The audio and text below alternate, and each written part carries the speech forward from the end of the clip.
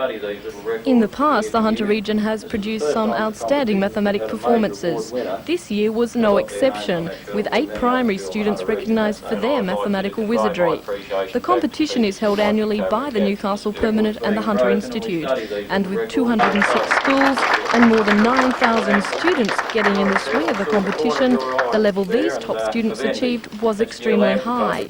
Penny Milton was first in Year 6 with an almost perfect score of 98. Penny accepted on behalf of New Lambton Public the Our Town Shield for the most successful school. Sharing second place was Kirsten Ramage of Valentine, Martin Phillips of New Lambton and Ian Wright of Bel Air Public. In Year 5, the girls continued their high placings, with Lisa Gottlieb of Nelson Bay first and Fiona Leonard of Newcastle Junior Grammar second. Andrew Russell of Charlestown East took out third.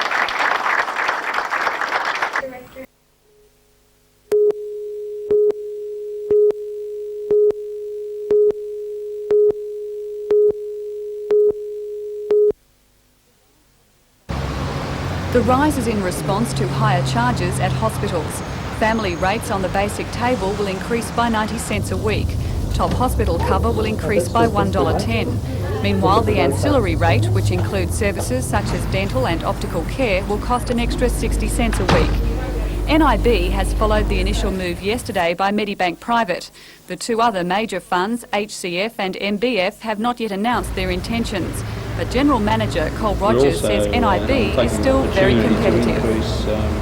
Very much so, because our decision was taken quite independently. We actually posted notices out last Wednesday to group pay masters and group payroll schemes and agents. But you know, the top hospital cover rise of $1.10 a week compares very favourably with the rise announced by Medibank Private of $1.50 a week. That's great.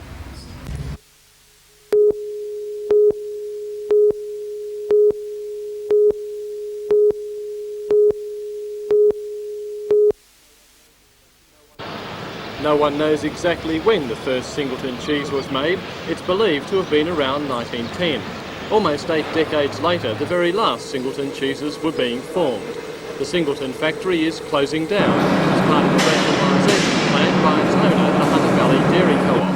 The milk collected in the area is now taken directly to Hexham, and for months all the factory has done is produce the cheese. Although it is always in strong demand, Singleton cheese is costly to make and, according to the company, is no longer a viable proposition.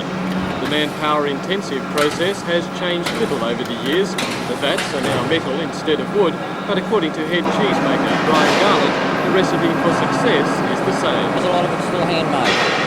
That is one of the main things, and because each stage of your manufacture, it's controlled by your cheesemaker, not by a machine, where a machine will only do what you feed into it. Making Singleton cheese is not unlike making wine. The final result depends largely on the skill of the cheesemaker, the ingredients used and the length of maturing. There is, however, one important difference. Wine, of course, you can put away for years. Cheese won't last nearly as long. In 6 months, this storeroom will be empty and the last Singleton cheese will have disappeared from the shop shelves. That, however, will not necessarily be the end of the story. The company wants to make the cheese at one of its other factories, but says it will only be given the Singleton label if it is of the same high standard.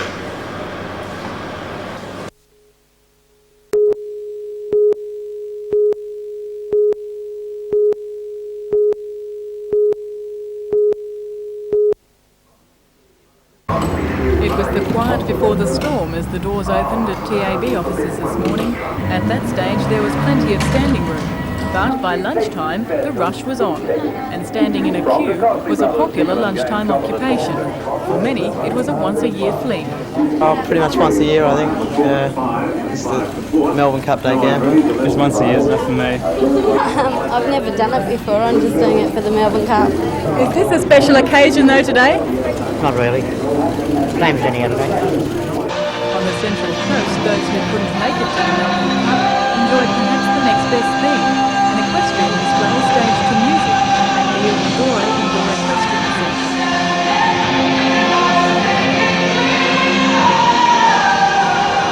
And of course hats and champers were a must.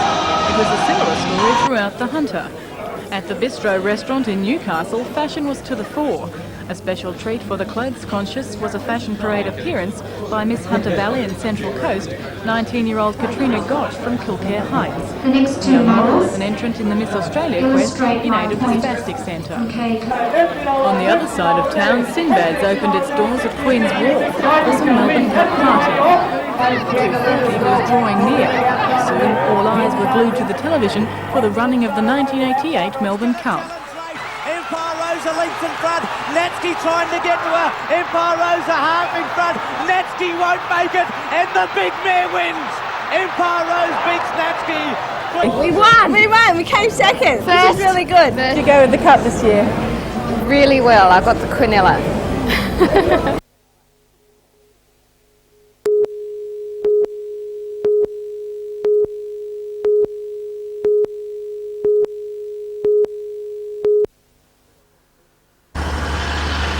With a hot westerly blowing the dust across the dry grass, it's hard to imagine what this 200-hectare site will look like when Herald Corporation finish with it. But when you have $130 million to spend, anything is possible. The company plans to build an 18-hole golf course, a luxury hotel country club, and create a number of residential lots. The heavy machinery is already mobilising, and one who can see beyond the dust is the man directing operations, Leith Bagshaw. Within another 12 months you'll see beautiful green turf lawns where people will be able to head off and spear down the golf links, and you have the water and all the trees and all that being green and turfed properly. The problem is, however, the developers as yet don't have permission to transform anything.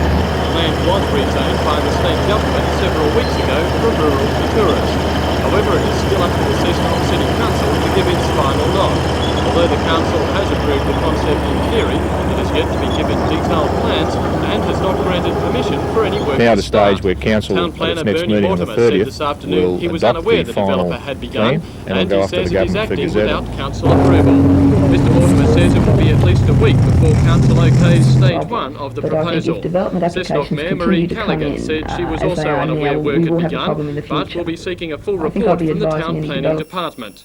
The developers were unavailable for comment. Ross Hampton for NBN News.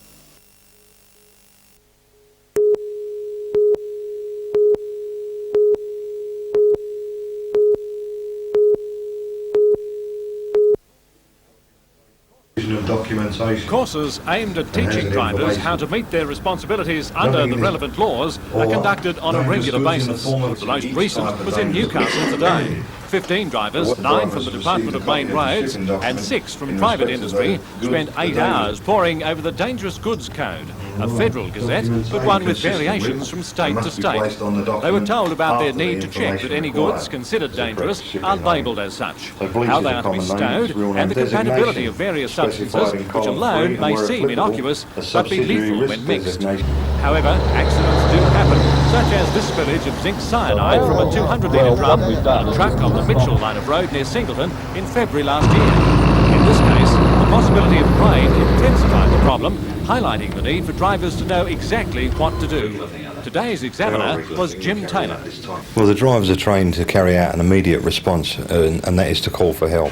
The help usually comes in the form of the police, fire brigade, ambulance if necessary, and of course response teams that are available from large chemical manufacturers and petroleum manufacturers that have got teams all over the country ready to swing into action should it be necessary.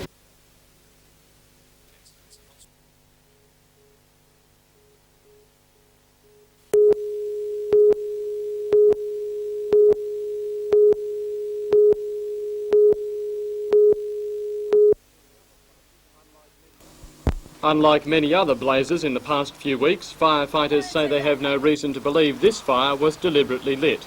They say it was probably sparked by yesterday's blaze in the same area, parts of which were still smouldering today. The flames were fanned by a strong nor'westerly, and by mid-afternoon, around 200 hectares of the rough bush country was alight. 5 brigades from the area and the same number of bushfire brigades were called in, carrying out back-burning operations around properties in the path of the rapidly moving fire. The measures worked and all homes escaped unscathed. Although it may have been responsible for the fire, yesterday's blaze today also proved a blessing. It provided a fuelless barrier stopping the fire spreading, and allowing brigades to concentrate their attack on the fire front. They eventually gained control, and by late afternoon the fire was as good as out.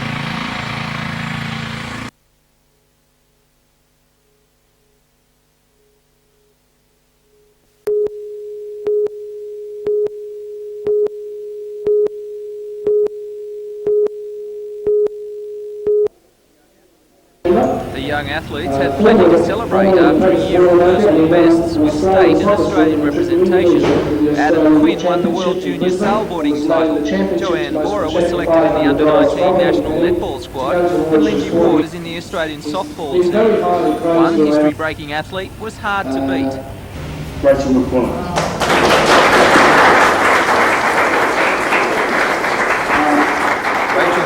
was a popular winner. First Nova Catherine to win a Wimbledon title, Rachel and her partner Joanne Fall are the #1 junior doubles pair in the world. Rachel is rated number 4 in the singles ranking. Just 2 weeks ago she was a convincing winner in the Newcastle Open Championship. With so many young champions at the presentation today, local sport in the years ahead is destined to be of the highest quality.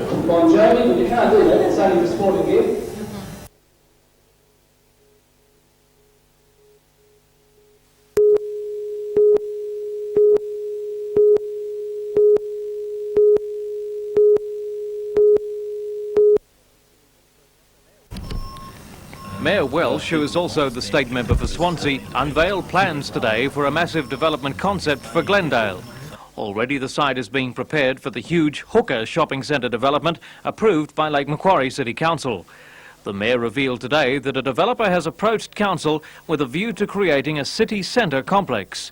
This would involve the Council purchasing an additional 40 hectares, which now belongs to the SRA and lies adjacent to the site.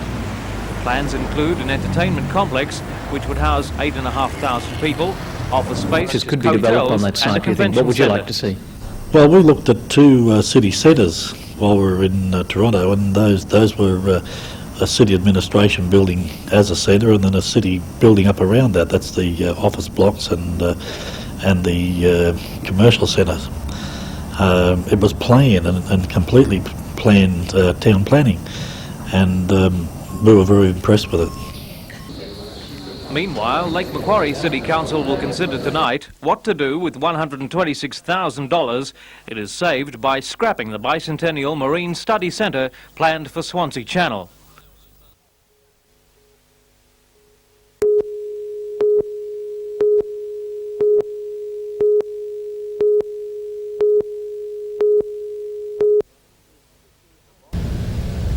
The bombing range is strictly off limits to the public. Fines and jail sentences await trespassers or those who remove weapons without approval. Years of bombing practice by RAF jets has left the area littered with debris. Most of it is harmless, but every now and then a bomb doesn't explode. Those are taken to a secret dump for destruction, but it appears 2 25-pound practice bombs escaped that fate. Sometime on the weekend, the dump was discovered. RAF explosives experts say the missing bombs don't contain high explosive, but they are deadly enough. If you're holding by the tail and if the safety pin was out and a spotting charge was in it, if you dropped it from arm height onto a solid surface, there's a reasonable chance it would go off and you could lose your arm. The Air Force believes one of the bombs is in good condition and may well be primed. A recovery crew is on standby to collect the bombs from any location, no questions asked.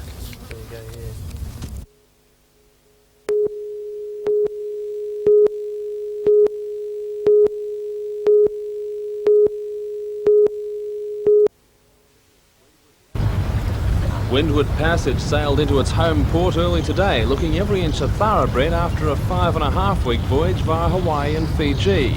The maxi yacht isn't an innovative design, but it certainly represents state-of-the-art sailing. Kevlar and polycarbon construction make it one of the lightest vessels in its class and, by all accounts, a joy to its skipper and crew.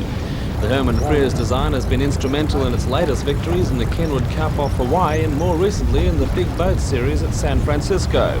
Crew members celebrated their return in spirited fashion, swapping the American Budweiser beer for the domestic product. But on Saturday they start training for the race the yacht was built to win, the Sydney to Hobart.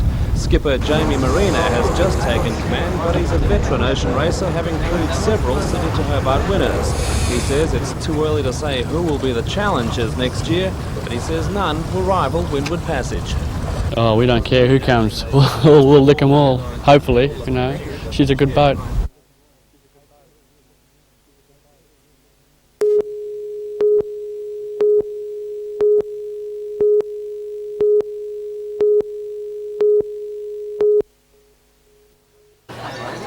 Most Australian tertiary institutions have a students' union, which levies a compulsory annual fee on all students.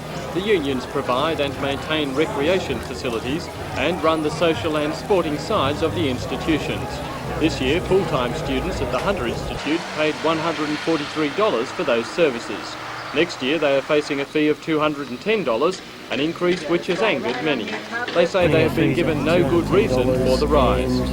The only reason at the moment is to come in line with the university union, and from there, when the amalgamation happens, there'll be two unions on equal level. According to the Student Union Council, the University of Newcastle Union would not begin discussing amalgamation until the Institute's fees were brought up to match its own. However, it says the increase was principally needed to pay for improvements to facilities and the construction of a new cafeteria.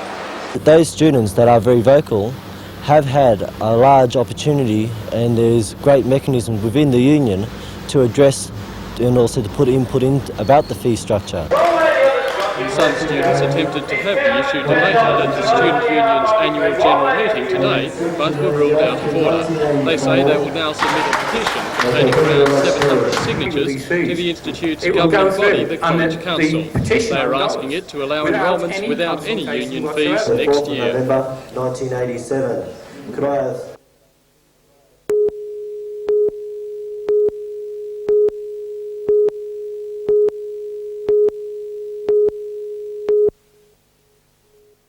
To different research. 9 of the research grants announced today are to be funded by the National Health and Medical Research Council, while another 4 are being funded by the State Cancer Council. Successful researchers outlined their plans to use the grants at a special presentation today. Competition to obtain funds is strong, and the Newcastle University Medical School has done well, netting almost $65,000 more this year than last. One of the research projects will examine how common snoring is and what the link is between snoring and heart disease, high blood pressure and even violent accidents. If you stop breathing at night, the oxygen in your blood falls, and that also leads to disruption of your sleep, so it can have a number of consequences. It can put your blood pressure up, it can put a strain on your heart, and as well as that, because it can cause a sleep disruption, it can actually lead to sleepiness during the day, loss of attention, perhaps when driving the car or when at work, and so perhaps leading to motor vehicle accidents and industrial accidents. That project will receive $250,000 over 3 years. Other issues to be researched include the combination of certain drugs to help control cancer, and new trials are planned to help patients with early breast cancer. Research will also be carried out to see how drugs used to treat high blood pressure work. Now what we're going to look at is the state of the blood vessels. We can look at the blood vessel on the back of a hand, because that's a very convenient place, and see how that blood vessel is, whether it's relaxed or whether it's contracted down, and then we can give normal people drugs that are used to treat high blood pressure and see what it does to the blood vessel. Similar tests could then be done on people with high blood pressure. Belinda Borissow reporting for NBN News. We'll be working on that project over the next 3 years.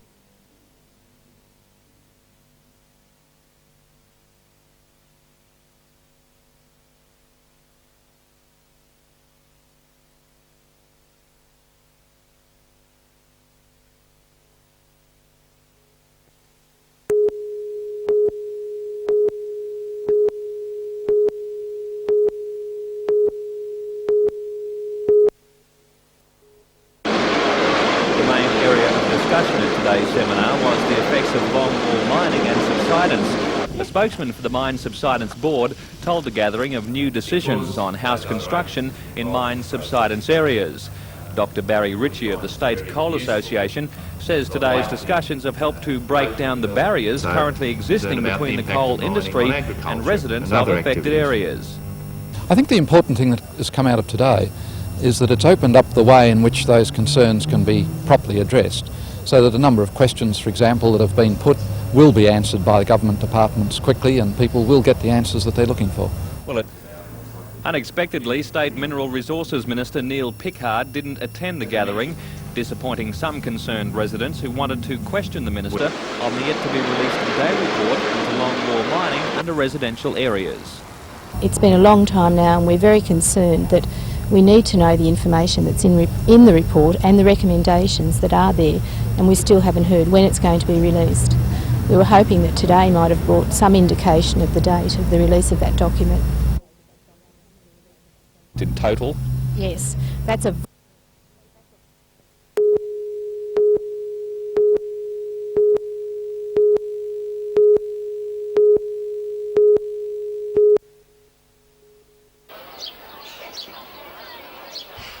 on wheels in Newcastle 25 years ago.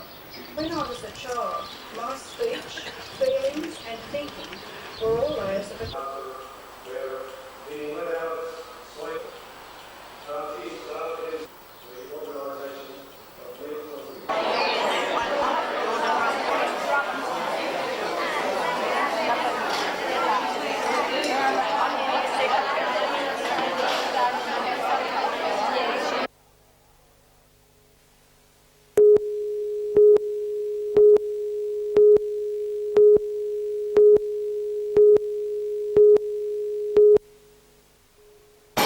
Some folks say music is either black or white. You love it or you hate it. Like the Newcastle Dramatic Art Club's latest production is a little of both, and it seems everybody loves it. The black and white minstrel show is one of the most popular types of vaudeville entertainment, and even today it can still pull the crowd. Certainly a large and enthusiastic audience was on hand at the Roxy Theatre last night to see the show, guaranteed to bring back many fond memories. How could a pamphlet with such old favourites as Bye Bye Blackbird, Shine On Harvest Moon, Chattanooga Choo Choo and this?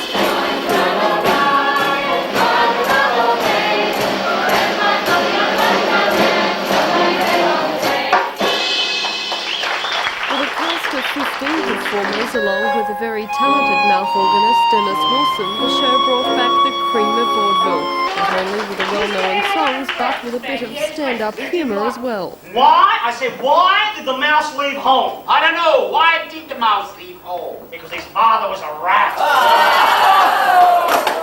But while every number had the crowd smiling, the highlight of the show had to be this little song. After all, what would a black and white minstrel show be without a rousing rendition of Melbourne?